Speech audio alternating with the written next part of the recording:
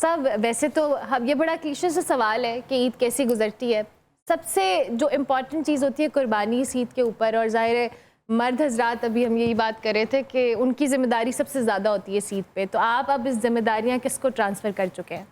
نہیں، ذمہ داری تو قربانی کی ایک لحاظ پہ میرے پہ ہی ہوتی ہے، اور میں اس میں بڑا سارا بوجھ اور بھار جو ہے وہ باقی سب کا اپنے اوپر لے رہا ہوں. اچھا. اپنی ساری فیملی میں اپنے ہم زلفوں کو اور بردرز ان لا، سسٹرز ان لا، سب کے. کیا بات ہے. کیونکہ میں نے اس دفعہ بھی کہا ہے کہ کوئی قربانی نہ دو، غزہ کے بچوں کے فنڈ میں پیسے دو، ویری امپورٹنٹ. اور کروا کے اسی طرح کہ غزہ کے بچے مر رہے بھوکے، ان کو اتنا چلو بھر سوپ نہیں مل رہا، شوربہ نہیں مل رہا، اور ہم موجیں اڑا رہے ہیں، بکرے کھا رہے ہیں. میں آپ کو اور میلا بتاؤں، میں اس میں بڑا کلیئر ہوں. یہ سرکار کو، پاکستان کی سرکار ایک اسلامی ریاست ہے، ہم اپنے آپ کو کہتے ہیں، ہمیں ایک اجتہاد کرنا چاہیے، اجتہاد ہونا چاہیے. اجتہاد کن باتوں پہ ہونا چاہیے؟ کہ ہم عمرے کتنے کر سکتے ہیں اور کتنے ہیں. یہاں لوگ 10 عمرے سال میں کر کے آتے ہیں. اس سے کیا ہے؟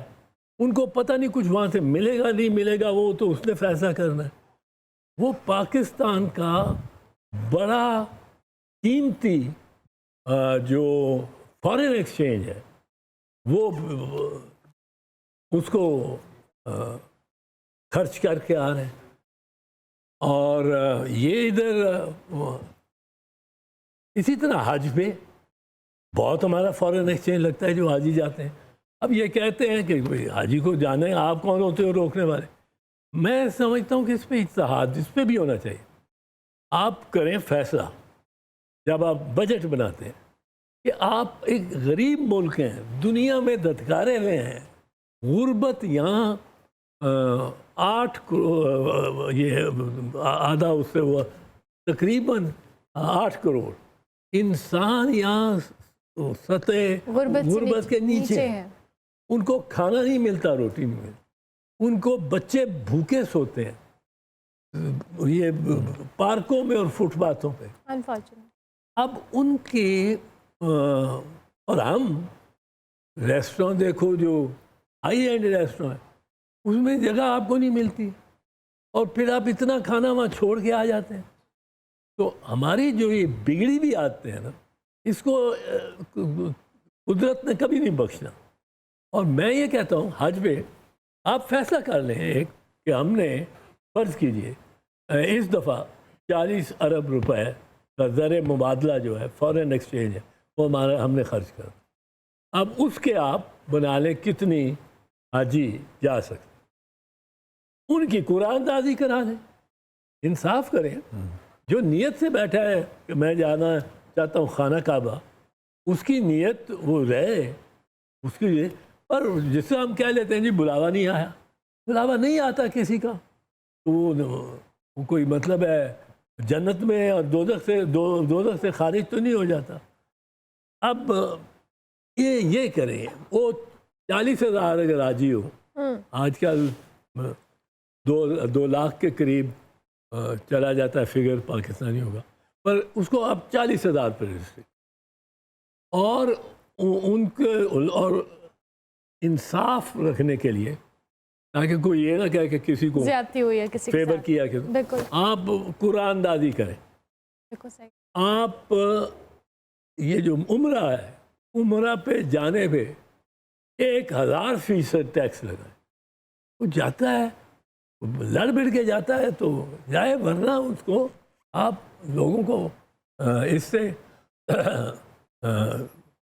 مطلب ہے اس طرح کے زیاں سے گریز کرنے کوئی کہے.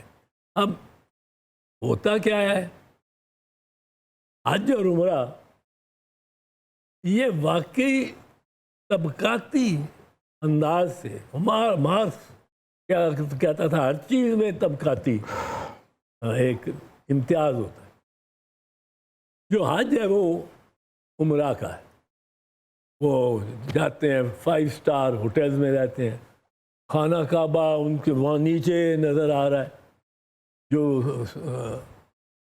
یہ سعودی گورنمنٹ نے جس طرح اس میں بلڈنگز بنا دی ہیں اونچی اونچی, اور خانہ کعبہ پیچھے ان میں سے چھوٹا تھا, ہوٹلز میں نظر آتا.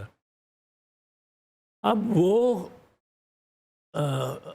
یہ ساری شان جو ہے, شان و شوکت, یہ ابن سعود کی ہے. یہ اللہ میاں کی اس طرح سے شان نہیں بنتی جی اللہ میاں کی جاہ و جلال و جمال و کمال اس میں نہیں ہے. اللہ میاں نے تو فرشتوں کو حکم دیا تھا اقبال کے مطابق, وہ اس نظم میں جس کھیت سے دہقاں کو میسر نہ ہو روزی, اس کھیت کے ہر خوشہ گندم کو جلا دو. اس میں یہ بھی کہتے ہیں اللہ میں ناخوش و بیزار ہوں مرمر کی سلوں سے, میرے لیے مٹی کا حرم اور بنا. واہ واہ واہ. وہ تو مٹی کے حرم میں رہنے والا ہے اور وہاں سے اس کو پہچانا جا سکتا ہے. یہ انہوں نے بنا کے عمارتیں, ان پہ ڈیزائن, گولڈ جتنا ان کو عربوں کو پسند ہے. مجھے تو سمجھ نہیں آتی اتنا سونا دیکھ کے کیا. ہر اللہ کا نام سونے میں لکھے ہوئے ہیں. اور یہ چیز, اس سے ایک تحریک پاکستان میں چلنی چاہیے. تحریک ہونی چاہیے کہ آپ عمرہ وہ کریں گے تو اس پہ 1000 گنا اس پہ ڈیوٹی لی جائے گی آپ کے ٹکٹ, اور جو آپ اخراجات اس پہ. اور حج پہ یہ اجتہاد کریں. میں نہیں کہتا ہوں میں فائنل ورڈ ہوں, پر یہ لوگوں کو جو علم رکھتے ہیں شرع کا, شریعت کا, وہ ان میں سے بھی بہت سارے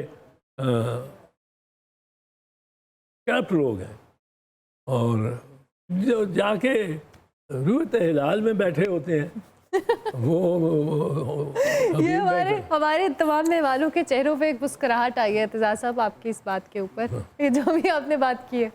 نہیں, اندھوں کو چاند نہیں مل رہا ہوتا وہ کیسے ملے گا. اعتزاز صاحب, اچھا ابھی یہ جو ہم بات کر رہے تھے, اب چونکہ ہمارے ساتھ دیگر مہمان بھی موجود ہیں, ہم اس پہلگام واقعے کے بعد جو پاکستان کا ایک پورا ایپیسوڈ رہا جس طرح سے ہم نے ریٹیلیٹ کیا, یہ اس کے بعد اس نیشن نے جس طرح سے اس کو سیلیبریٹ کیا, اب عید میں اس کی خوشی جو کہہ لیں دوبالا ہو گئی ہے کہیں نہ کہیں. خوشی تو بہت ہے, اور ہمارے جو ہوا باز ہیں ان پہ ہمیں فخر بھی بہت ہے. بے شک. اور باقی فوج نے بھی بہرحال سب کی کھڑی رہی اپنے مورچے پہ, اپنے کمبائنڈ ایفرٹ ہے, جہاں بھی اس کو کھڑا ہونا تھا, رہنا تھا, اور اس نے بھی اس کو دشمن کو پسپائی دی. گو یہ 4 دن کی لڑائی, ہم آپ کو بتائیں ہماری قوم کے کو اگر لڑنا پڑ گئی کوئی باقاعدہ لڑائی, ورلڈ وار 1 ورلڈ وار 2 5 سال پہ محیط تھی, اور ان 5 سالوں میں وہ مطلب ہے اتنی دنیا کہ انڈیا سے بھی سولجر جا رہا ہے, اور برما سے بھی جا رہا ہے, اور جاپان سے بھی آ رہے ہیں, اور وہ لڑائیاں میدان, وہ قومیں جنگیں لڑ کے وہ قومیں بنی ہیں.